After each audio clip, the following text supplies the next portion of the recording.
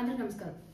కాకినాడ జిల్లా తునిలో గురుకుల పాఠశాలలో 8వ తరగతి చదువుతున్న బాలికని నారాయణరావు అనే వ్యక్తి బయటికి తీసుకువెళ్లి హంసవరపు తోటలో అత్యాచారం చేసే ప్రయత్నం చేశాడు. అక్కడ స్థానికులు అది గమనించి ఎందుకు ఇలా ఈ పాపం తీసుకున్నట్టు వచ్చారని అడిగితే కళ్ళబొల్లి మాటలు చెప్పి తప్పించుకునే ప్రయత్నం కూడా చేశాడు. ఇంకొంచెం గట్టిగా మాట్లాడితే అక్కడ ఉన్న వాళ్ళందరూ నేను టీడీపీ కౌన్సిలర్ని, మీరు నన్ను ఏం చేయగలరు అంటూ దబాయింపుకు దిగాడు. అంటే కూటమి నేతలైతే తప్పు ఒప్పైపోతుందా? కూటమి నేతలైతే ఆడపిల్లలపై అత్యాచారాలు చేయొచ్చా యథేచ్ఛగా? కూటమి నేతలైతే మీ ఇష్టం వచ్చినట్టు ప్రవర్తిస్తారా మహిళలతో? రాష్ట్రంలో కళ్ళబొల్లి హామీలు ఇచ్చి మహిళలకి మేము రక్షణ కల్పిస్తాము అంటూ నోటికొచ్చిన అబద్ధపు మాటలన్నీ మాట్లాడి అధికారంలోకి వచ్చిన ఈ రోజు కూటమి నేతలు ఎందుకు రాష్ట్రంలో ఇంత జరుగుతున్నా నోరు మెదపరసలు? ప్రతిరోజు ఏదో ఒక మూల ఏదో ఒక మహిళపై ఏదో ఒక అత్యాచారం జరుగుతూనే ఉంది. ఈ రోజు తుని సంఘటన కూటమి ప్రభుత్వానికి ఒక మాయని మచ్చ అన్న విషయం గుర్తుపెట్టుకోవాలి మీరందరూ కూడా. అరే, ఒక మైనర్ బాలిక 8వ తరగతి చదువుతున్న అమ్మాయి, ఆ అమ్మాయికి మీరు కలబోలి మాటలు చెప్పి మీకు ఏం చేద్దామని అసలు ఏమనుకుంటున్నారు మీరు? ఇలాంటి నేరస్తులందరికీ చేతులు ఇచ్చి గొడుగు పట్టి రహదారులు వేస్తున్నారు ఈ రోజున కూటమి అధికారులందరూ కూడా. ఇదే మా వైసీపీ ప్రభుత్వంలో అయితే నేరస్తులందరూ జైల్లో ఉండేవారు. కానీ ఈ రోజున కూటమి ప్రభుత్వంలో మంచి వాళ్ళు జైలుకి వెళ్తున్నారు, ఇలాంటి నేరస్తులందరూ బయట యథేచ్ఛగా తిరుగుతున్నారు. అందుకే ఈ రోజున స్వర్ణాంధ్రప్రదేశ్ కాస్త అత్యాచారాంధ్రప్రదేశ్ అయింది. మీరేగా చెప్తారు స్వర్ణాంధ్రప్రదేశ్ అని. ఇదేనా స్వర్ణాంధ్రప్రదేశ్ అంటే? ఆ బాలిక ఏడుపు కూటమి అధికారులకు కనబడదా? ఈ మహిళల బాధ కూటమి చెవులకు వినపడదా?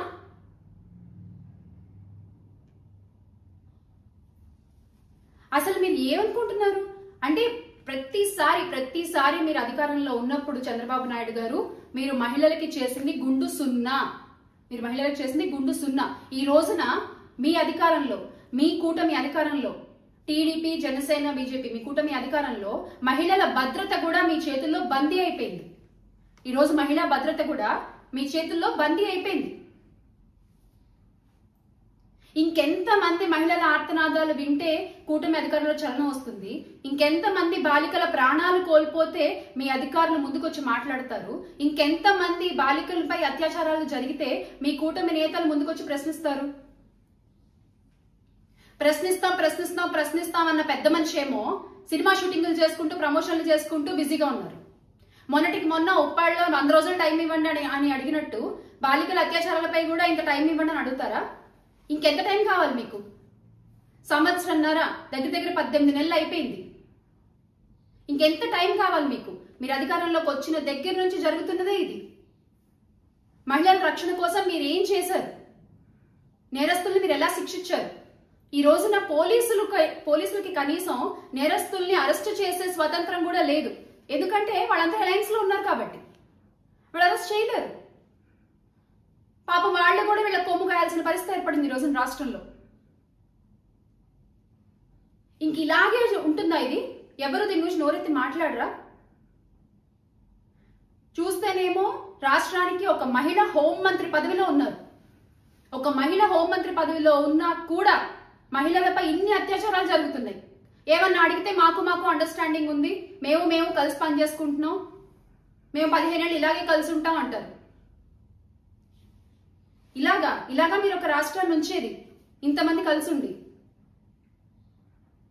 ఒక్క వ్యక్తి ఎటువంటి పొత్తు లేకుండా గెలిచి రాష్ట్రాన్ని 5 ఏళ్లు ఎంత సుపరిపాలన చేశారో, మహిళల కోసం ఎలాంటి యాప్లు తీసుకొచ్చారో, వాళ్ళ రక్షణ కోసం ఎంత ఆలోచించారో, వాళ్ళు స్వయం ఉపాధి కోసం ఎంత కష్టపడ్డారో, ఎంత తపన పడ్డారో రాష్ట్ర ప్రజలందరికీ తెలుసు.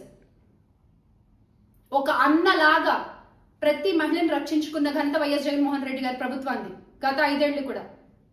కానీ ఈ రోజున యాప్లు ప్రవేశపెడతారు. మీరు ఎగ్జామ్లో టాపర్ పేపర్ చూసి కాపీ కొట్టి యాప్లు ప్రవేశపెడతారు. సేమ్ దిశ యాప్ ని కాపీ కొట్టి శక్తి యాప్ అని పెట్టారు. కానీ ఏం చేస్తుంది ఆ శక్తి యాప్? ఏమైపోయింది ఆ శక్తి యాప్ ఈ రోజున? ఒక్కళ్ళు లబ్ధి పొందిన వాళ్ళు ఉన్నారా అని ప్రశ్నిస్తున్నాం. శక్తి యాప్ ద్వారా ఒక్కళ్ళు ఉన్నారా? ఎందుకండి మీరు యాప్లు ప్రవేశపెట్టి? ఎందుకు చెప్పండి? ప్రతిరోజు వయసుతో సంబంధం లేకుండా మహిళలు ఇబ్బంది పడుతున్నప్పుడు, మహిళలపై అత్యాచారాలు జరుగుతున్నప్పుడు, ఇంతమంది మహిళలు కన్నీరు కారుస్తున్నప్పుడు మీరు ఎన్ని యాప్లు ప్రవేశపెట్టి ఎందుకు? ఇప్పటికైనా కళ్ళు తెరిచి ప్రజల సమస్యలపై దృష్టి పెట్టి, ముఖ్యంగా మహిళల కోసం ఆలోచించి మీరు మా రక్షణ కోసం ఏమి చట్టాలు తీసుకొస్తారు, ఏ యాప్లు తీసుకొస్తారు, ఎలా వ్యవస్థను శిక్షిస్తారు, దయచేసి బయటకు వచ్చి చెప్పండి. మీరు మా జగన్మోహన్ రెడ్డి గారు వేసుకున్న షూస్ మీద పెట్టిన శ్రద్ధ రాష్ట్ర పరిపాలనపై పెడితే బాగుంటుంది. ఖచ్చితంగా మహిళా రక్షణ గాని, వ్యవసాయ రంగం గాని, విద్యారంగం గాని, ఆర్థిక రంగం ఏదైనా సరే ఈ రోజున మళ్ళీ బాగుండాలి అంటే అందరూ జగన్మోహన్ రెడ్డి గారి వైపు చూసే పరిస్థితి ఉంది రాష్ట్రంలో.